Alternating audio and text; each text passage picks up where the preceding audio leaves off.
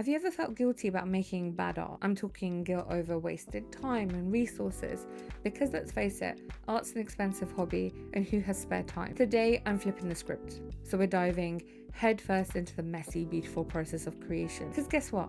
You need good art, you need bad art, and you also need ugly art. Because would you ever really appreciate good art without the bad? Hi there, I'm Harpreet, scientist by trade, artist by nature. Welcome to my little sanctuary where we explore the world of creativity in a safe space. So if you've ever found yourself in that familiar cycle where you're bursting to be creative but you're paralyzed by fear, how do you get out of that space? For me, I often find it easier to watch other creatives, such as on YouTube, to get lost in their process, be in awe of their talent, and just be immersed in their world. But I'm challenging myself today to step out of my comfort zone, away from the screen, and to dive into my own messy, beautiful process. So how do we start? For me, it starts with tea.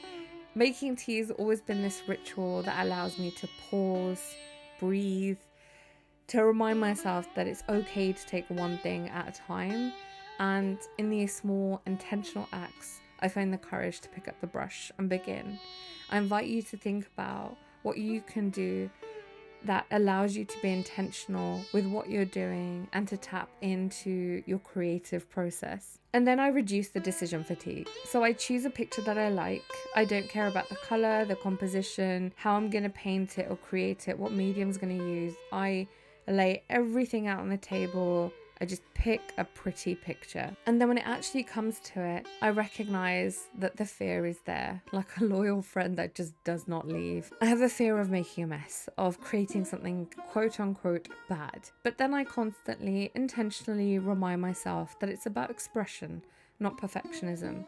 And here I want to share an example that Elizabeth Gilbert shares in her excellent book, Big Magic. She talks about the relationship that an artist has with fear and is saying to fear that, look, I know you're here, I acknowledge you, and like a passenger, I can listen to your suggestions, but by no means be misguided that you're in control. You as the artist are definitely in the driving seat. You share your opinions, but you don't have a voice. You don't even get to touch the radio.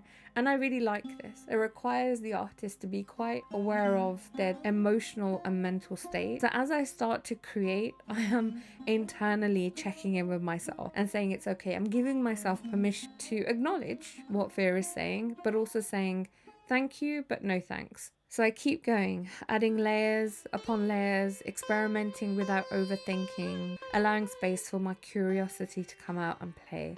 And this is a key thing. It allows me to try things that I've never tried before. So for example, oil pastels. I bought these on a whim in Paris recently at the legendary Sennelier shop. I thought it'd be a nice souvenir. I didn't expect to be using them. And I'm so glad that I did, because I feel personally they transform the painting. It gives it a vibrancy. It makes it feel alive in a way that I don't think I could have created just through watercolors.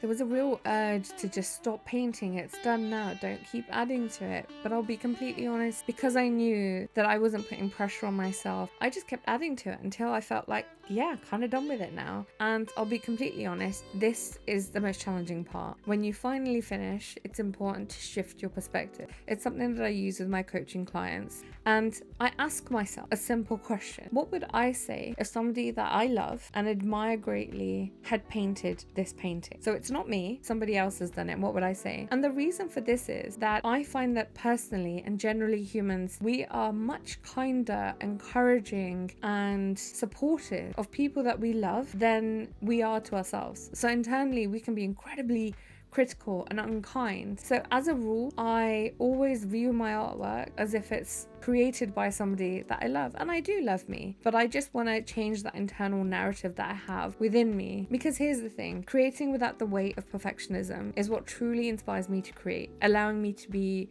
more vulnerable, to make mistakes, to learn and to grow from them. So if you're watching this and you've got all this way, I invite you to do something with me. I want you to pick up the closest pen or pencil that you've got.